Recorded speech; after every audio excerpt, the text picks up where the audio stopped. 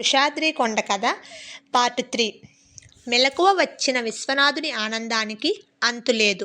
భార్యా పిల్లలతో ఈ విషయమే చెప్పాడు. వారు కూడా ఎంతో సంతోషపడ్డారు.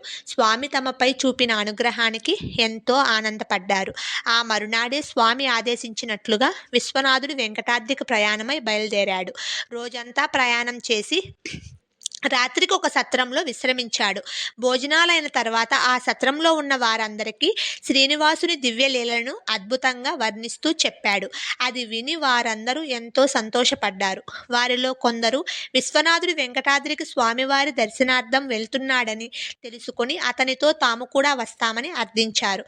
అందుకు విశ్వనాథుడు సరేనని అన్నాడు. కొంతసేపటికి అందరూ నిద్రలోకి జారుకున్నారు. ఉదయం లేచిన తరువాత విశ్వనాథునితో పాటు మరొక 10 మంది కూడా వెంకటాద్రికి ప్రయాణమయ్యారు.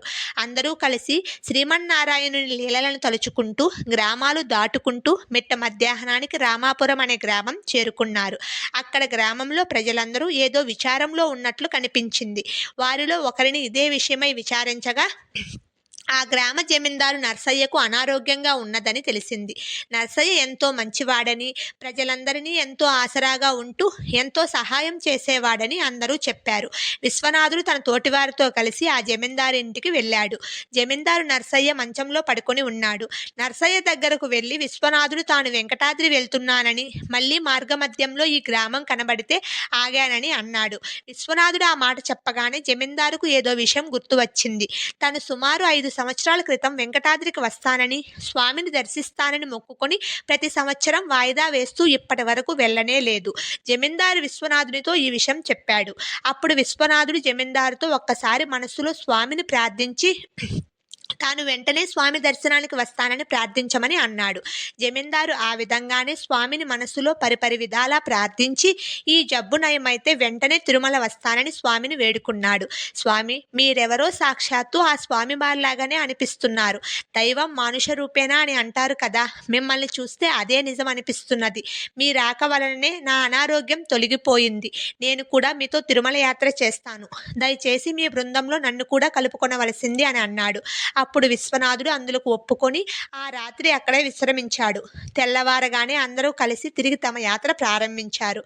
అప్పుడు విశ్వనాథుడు ఆ బృందంతో ఇలా చెప్పసాగాడు. ఓ ప్రియభక్తులారా, శ్రీమన్నారాయణుడు సర్వాంతర్యామి. ఆ స్వామి ఈ సృష్టిలో అంతటా వ్యాపించి ఉన్నాడు. ఇక్కడ ఉన్నాడు, అక్కడ లేడు అనే సంశయం అక్కర్లేదు. ఒకే కాలంలో అన్ని ప్రదేశాల్లో వ్యాపించి ఉన్నది ఆ స్వామియే.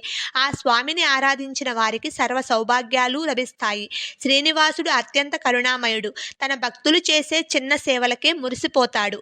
కేవలం ఒక్క తులసీదళంతో పూజించిన అష్టైశ్వర్యాలను, సర్వభాగ్యాలను అనుగ్రహిస్తాడు. ఆర్తితో పిలిస్తే తక్షణం పలికే అమృతామూర్తి ఆ శ్రీనివాసుడు. ఆ స్వామికి తన భక్తులంటే అలివి మాలిన ప్రేమ.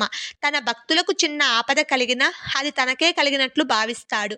విలవిలలాడిపోతాడు. ఆ భక్తుని తక్షణం ఆ ఆపద నుంచి రక్షించే వరకు ఎంతో ఆరాటపడతాడు. అంతటి అమృతామూర్తి ఆ శ్రీనివాసుడు అని చెప్పాడు విశ్వనాథుడు. అప్పుడు ఆ బృందంలోని రామశాస్త్రి అనే భక్తుడు విశ్వనాథునితో ఇలా అన్నాడు. స్వామి, ఆ శ్రీమన్నారాయణుని గుణగణాలను వింటుంటే ఇంకా ఇంకా వినాలనిపిస్తుంది. మనస్సు, శరీరం ఎంతో ఆనందంతో నిండిపోతున్నది. ఆ స్వామి అమృతత్వాన్ని వింటుంటే ఒళ్ళంతా పులకరిస్తున్నది. తమరు ఆ స్వామి గురించి చెప్తున్న దానిలో ఒక్క అక్షరం కూడా వదలకుండా వినాలనిపిస్తున్నది అని అన్నాడు. మిగిలిన కథ పార్ట్ 4లో చెప్తాను. ఛానల్ని సబ్స్క్రైబ్ చేసుకొని ఫాలో అవ్వండి. శ్రీ లక్ష్మీ శ్రీనివాస కటాక్ష సిద్ధిరస్తు. సర్వే జనాభ సుఖినో భవంతు. అందరికీ ఆ స్వామివారి అనుగ్రహం ఉండాలని మనస్ఫూర్తిగా కోరుకుంటున్నాను. వృషాద్రి కొండ కథ